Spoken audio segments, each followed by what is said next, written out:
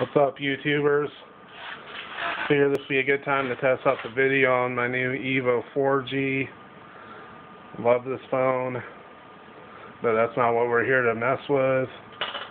I actually got a HP DV6000 series laptop with the ever so failing crappy NVIDIA chipset. It's not failed completely, but it is losing colors when hooked up to an external monitor, and it's got a real bouncy screen, so the chipset is dying. So first of all, we pulled the laptop apart, took out the motherboard. I got it sitting on my sturdy, tall bar chair here. Now I'm going to reflow it. Reflowing's the process. Let me get this wire out of the way.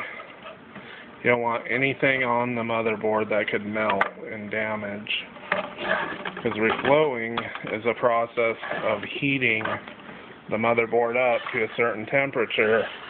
I think it's 300 Fahrenheit. And no, maybe it's 300 Celsius. I can't remember. Anyways, reflowing is a process of melting the solder.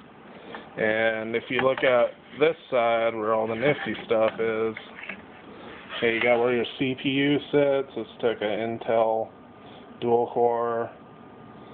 You got your north bridge, and here's the, I don't know if you guys can see that, here's the chip, video chip we're reflowing.